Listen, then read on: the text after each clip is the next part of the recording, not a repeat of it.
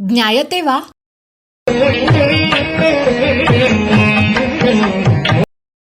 अद्य अस्ति वैशाखशुक्लतृतीया। अयं दिनः अक्षयतृतीया अनेन नाम्ना अपि विख्यातः।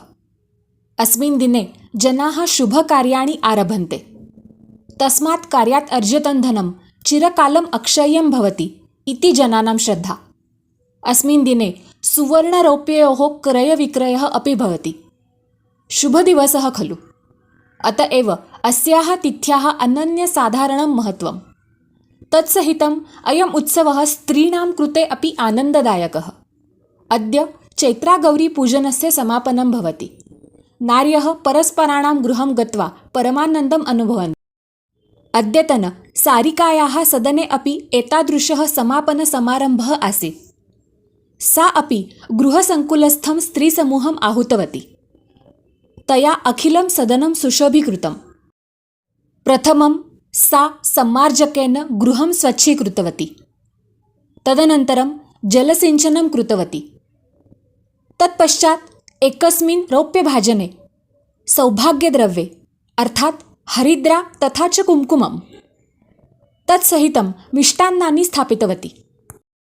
तस्याः कन्या ज्योत्स्ना एकां शोभनां रङ्गवल्लीम् आरेखितवती। द्वारे यान्त्रिकां प्रकाशमालाम् आलम्बितवती। सारिका प्रधानकक्षे नूतनान् आसन्दान् स्थापितवती। तत्सहितं पर्यङ्कम् अपि नूतनेन कम्बलेन भूषितवती। सारिका एकस्मिन् रौप्यभाजने आपानकस्य चषकान् आधत्तवती। किञ्चित् कालादनन्तरं स्त्रीणाम् आगमनं भूतम्। तासु कुमारिकाः, नवविवाहिताः, नवमातरः, वयोवृद्धाः इत्यादयः नैकाः स्त्रियः आसन्। सारिकायाः सुशोभितं सदनं, सुशोभनां शाटिकां दृष्ट्वा सर्वाः प्रशंसां कृतवत्यः। अखिलं वातावरणं प्रफुल्लितम्। सारिका ताः सौभाग्यतिलकौ गन्धीकृत्य सादरं प्रणामं कृतवती। नार्यः आपानकं पीतवत्यः। समापनसमारम्भोत्तरं पुनश्च स्त्रीसुलभः वार्तालापः आरम्भितः। सारिका अब्रवीत्, प्रथमं तु शतशः धन्यवादाः। सर्वासाम् आगमनेन अयं समारम्भः संस्मरणीयः भूतः। तथापि अनवधानात् प्रमादः भूतः चेत् मां क्षम्यन्ताम्। न हि सारिके, न कोऽपि प्रमादः।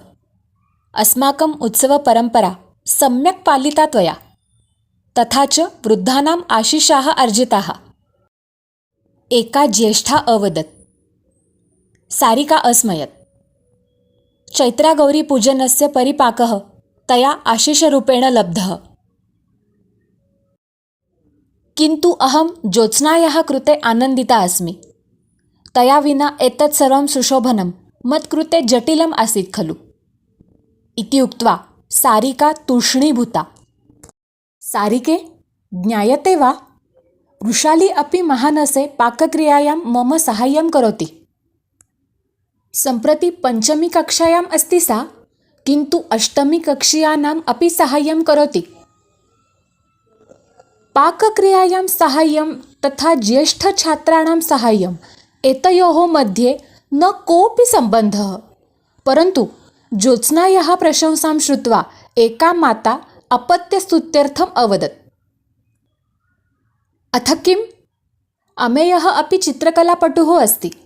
सः मनसः भावनाः चित्रीकरोति। अन्या माता अवदत्। सम्प्रति बालकाः कौशल्यम् अर्जयित्वा जनिं लभन्ते। माता कुशला अस्ति चेत् पुत्रः अपि कुशलः एव जायते इति एका वयोवृद्धा अब्रवीत्। आम्, सत्यमस्ति खलु। तनिष्का स्वस्य उत्साहेन श्वशुरगृहे सर्वान् ऊर्जयति।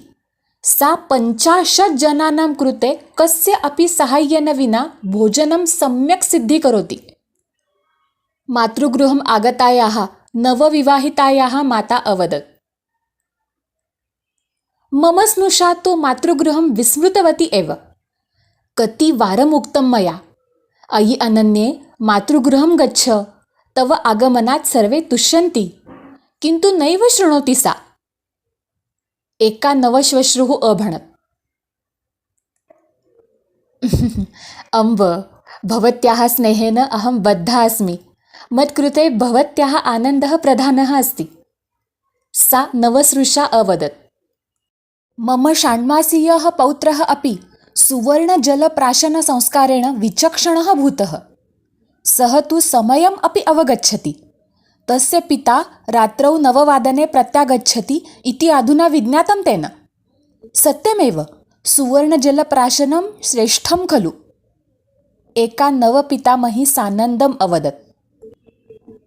मम याता अर्थात् मम भर्तुः बन्धोः भार्या, मम ननान्दा अर्थात् मम भर्तुः भगिनी, मम सख्यौ एव स्तः। प्रत्येकस्मिन् कार्ये मम साहाय्यं कुरुतः। अपरा एका नवविवाहिता अवदत्। एनं वार्तालापं सारिका मौनं धारयित्वा शृण्वन्ती आसीत्।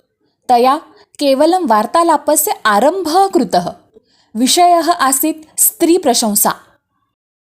एतस्यां प्रशंसायां सर्वाः सहभागिन्यः आसन्। सारिका पुनः अवदत्। बाढम्, आधुनिकाः बालकाः चाणाक्षाः एव। कुत्र कथं वर्तनं कुर्यात् इति ते सम्यक् जानन्ति। अस्य शिक्षणस्य गङ्गोत्री तेषां पितरौ एव। माता तान् सुसंस्कृतान् करोति, तथा पिता तान् चाणाक्षान् करोति। पश्यन्तु, अद्य चैत्रागौरीपूजनस्य समापनम् अस्ति। अयं केवलं स्त्रीविशिष्टसमारम्भः इति ज्योत्स्नायाः पिता किमपि अनुक्त्वा अवगतवान्। सः प्रथमम् एव बहिः गतवान्। तेन पूर्वमेव अवगतं, यदि सः गृहे तिष्ठति तर्हि वयं यथेच्छं वक्तुं न शक्नुमः। सः मां कथितवान्, एनं समारम्भं सानन्दम् उत्सवीकुरु सारिके। मम रात्रिभोजनस्य चिन्ता मास्तु। तस्य कृते मम आनन्दः एव प्रधानः। नूतनं विषयम् आरभ्य सारिका पुनः तूष्णीभूता। अथ किं ज्ञायते वा? मम जामाता अपि संवेदनशीलः। मम दुहितुः प्रत्येकाम् इच्छां पूरयति सः। भद्रपुरुषः खलु।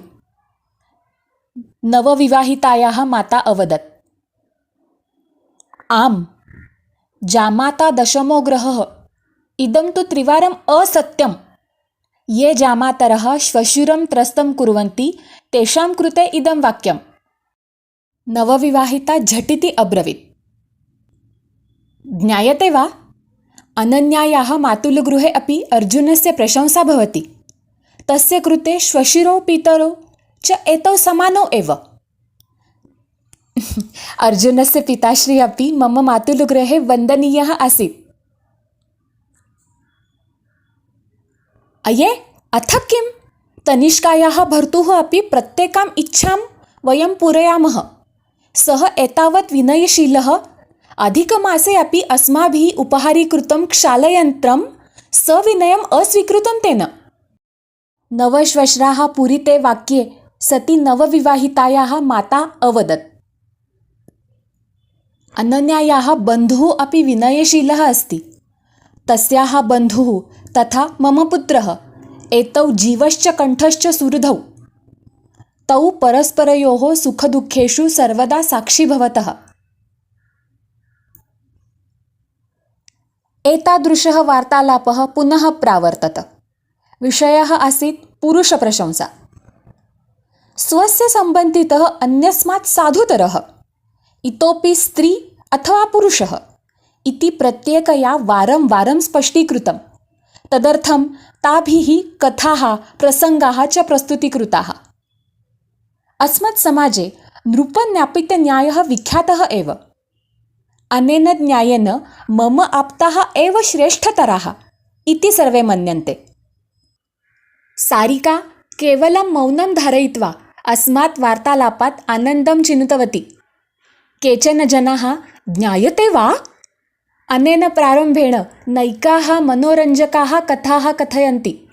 यदि तासां निजकथां कथयामः चेत् समारम्भः दूषितः भवति।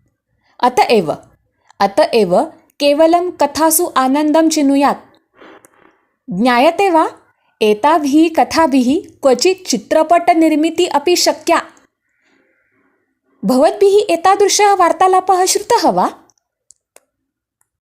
नवश्वश्राः पूरिते वाक्ये सति नवविवाहितायाः माता अवदत्। अनन्यायाः बन्धुः अपि विनयशीलः अस्ति। तस्याः बन्धुः तथा मम पुत्रः एतौ जीवश्च कण्ठश्च सुहृदौ। तौ परस्परयोः सुखदुःखेषु सर्वदा साक्षी भवतः। एतादृशः वार्तालापः पुनः प्रावर्तत। विषयः आसीत् पुरुषप्रशंसा। स्वस्य सम्बन्धितः अन्यस्मात् साधुतरः, इतोपि स्त्री अथवा पुरुषः इति प्रत्येकया वारं वारं स्पष्टीकृतं। तदर्थं ताभिः कथाः प्रसङ्गाः च प्रस्तुतीकृताः। अस्मत् समाजे नृपज्ञापितन्यायः विख्यातः एव। अनेन न्यायेन मम आप्ताः एव श्रेष्ठतराः इति सर्वे मन्यन्ते। सारिका केवलं मौनं धारयित्वा अस्मात् वार्तालापात् आनन्दं चिनुतवती। केचन जनाः ज्ञायते वा, अनेन प्रारम्भेण नैकाः मनोरञ्जकाः कथाः कथयन्ति। यदि तासां निजकथां कथयामः चेत् समारम्भः दूषितः भवति। अतएव केवलं कथासु आनन्दं चिनुयात्। ज्ञायते वा, एताभिः कथाभिः क्वचित् चित्रपटनिर्मितिः अपि शक्या।